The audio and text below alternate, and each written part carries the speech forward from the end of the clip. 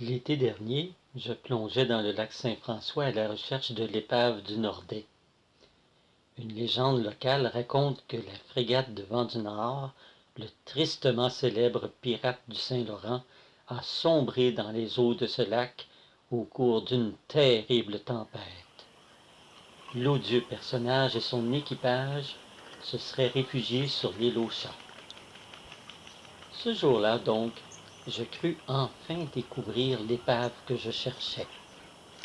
Lorsque je vis, reposant au fond du lac, une forme allongée, 2 fois longue comme mon bateau.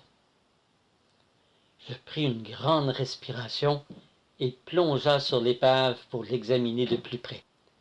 Ce que j'aperçus avait une forme arrondie, comme les flancs d'un navire. Il m'a semblé distinguer, là où devait se trouver la proue, des planches brisées ressemblant au panache d'un orignal. Alors que je m'approchais pour examiner l'épave de plus près, un œil s'ouvrit soudainement devant moi.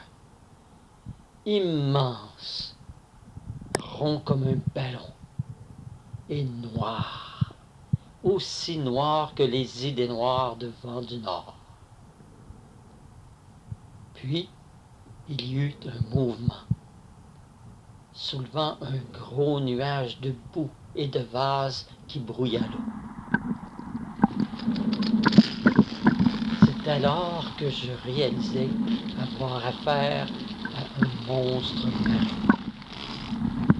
J'en eus le souffle coupé et manquais me noyer. Alors que j'allais me retourner pour fuir à grands coups de palme, le monstre fonça sur moi. J'agrippai fermement une de ses défenses qui se brisa entre mes mains. Toujours l'animal me repoussait vers la surface. Il m'entraîna ainsi en me poussant sans cesse jusqu'à me rejeter dans les eaux peu profondes de la baie des Brises, où il me relâcha avant de disparaître dans les profondeurs du lac. Je me suis battu contre Bilby, le monstre du lac Saint-François, et je lui ai arraché une corne. De retour à Valleyfield, je racontais mon aventure à un auditoire intéressé mais sceptique, jusqu'à ce qu'un vieillard s'approche de moi et me dise « Alors, tu as fait la rencontre de Bilby? Je connais bien cette créature. Elle vit dans le lac Saint-François depuis des lustres. Elle s'y trouvait déjà quand j'étais tout jeune. J'écoutais ton histoire et tu te trompes sur les intentions de Bilby. Il ne t'attaquait pas et il ne te voulait aucun mal. Au contraire, il voulait te sauver. Réfléchis un peu. S'il t'avait voulu du mal, il aurait tenté de t'entraîner par le fond. Mais il te repoussait vers la surface, n'est-ce pas? Bilby tentait de te sauver de la noyade, de te mettre en sécurité. Voilà pourquoi il t'a repoussé jusqu'à la baie des Prises, là où l'eau est peu profonde, là où tu ne risquais plus rien.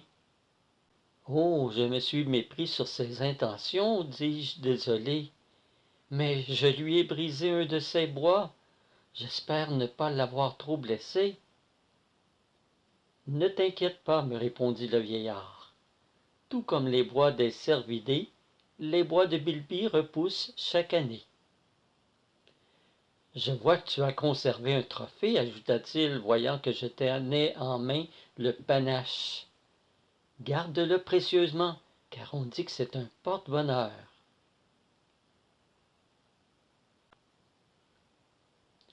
L'histoire de ma rencontre avec Bilby s'est bien sûr retrouvée sur les réseaux sociaux, où plusieurs théories loufoques ont circulé.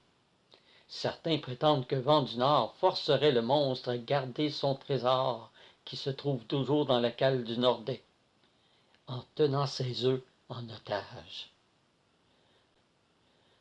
D'autres ont raconté qu'un plongeur s'était fait dévorer par une bête sauvage.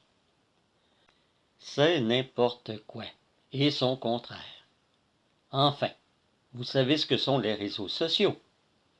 Heureusement, vous qui venez d'entendre mon récit, connaissez maintenant la vérité.